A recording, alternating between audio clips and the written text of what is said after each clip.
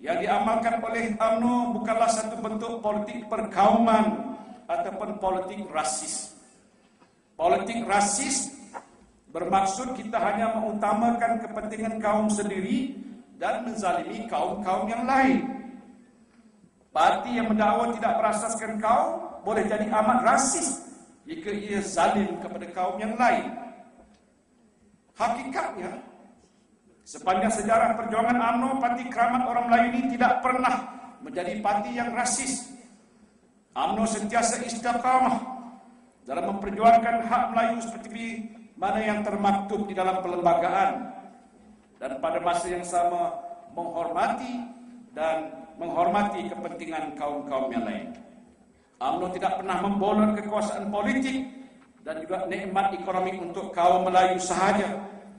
Pemimpin-pemimpin UMNO sedar bahawa berkongsi kuasa politik dan nikmat ekonomi dengan kaum-kaum lain adalah jalan terbaik untuk mewujudkan kemakmuran dan keamanan dalam sebuah negara maju. Lantaran itu, saudara-saudara sekalian, kita tidak perlu apologetik apabila memperjuangkan hak dan kepentingan Melayu dan Bumi Putra.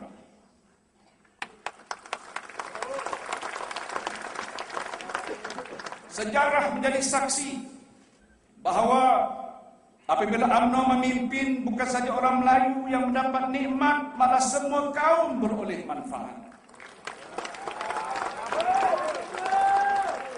Kita juga tidak perlu apologetik untuk mempertahankan identiti bangsa Melayu. Bangga menjadi seorang Melayu, menjunjung adab dan tata susila Melayu, mempertahankan warisan budaya Melayu selagi mana kita berlaku adil kepada semua.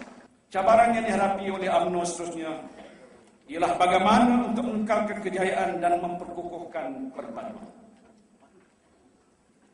Kunci kepada kejayaan UMNO selama ini ialah kebijaksanaannya dalam mengurus hubungan kaum dan mengekalkan kestabilan politik. Namun hakikatnya, kita tidak pernah sunyi daripada berhadapan dengan isu-isu yang menyentuh sensitiviti kaum.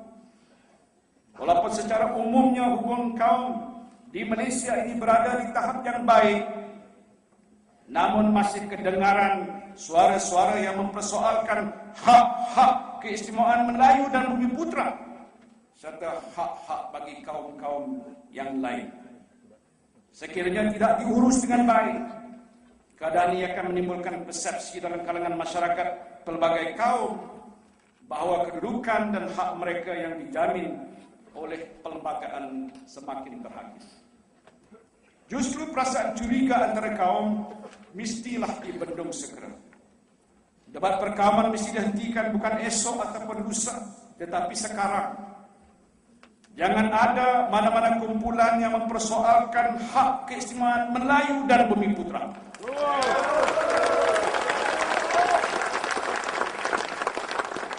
Dan jangan ada juga pihak-pihak yang akan mempersoalkan hak-hak yang sah bagi kaum-kaum yang lain. Hormatilah dan terimalah keluruhan perlembagaan yang telah meletakkan asas-asas bagi negara kita. Saya yakin dan percaya bahawa rasa curiga antara kaum akan dapat diatasi sekiranya semua kaum mendapat jaminan bahawa hak-hak mereka yang telah termaktub dalam perlembagaan akan dipertahan dan dihormati dalam apa jua keadaan sekalipun. Kepada orang Melayu dan Bumi Putra, saya menegaskan bahawa UMNO sebagai parti teras Melayu akan terus mempertahankan hak-hak keistimewaan Melayu dan Bumi Putra, kedudukan agama Islam, kemuliaan institusi Raja-Raja Melayu, kedudukan bahasa Melayu, dan memastikan orang Melayu dan Bumi Putra mendapat pembelaan sosial dan ekonomi yang seadil-adilnya. Pada kaum-kaum yang lain, UMNO sebagai parti teras kenegaraan tetap menghormati hak kaum-kaum lain seperti mana yang termaktub dalam perlembagaan. Sebagai sebuah parti politik Melayu yang inklusif, Dan berdasarkan rekod perjuangan UMNO selama ini, UMNO akan terus memastikan bahwa di bawah teraju pimpinan UMNO yang ada, tidak ada satu kaum pun yang akan ketinggalan dalam menikmati rahmat pembangunan dan kemajuan negara.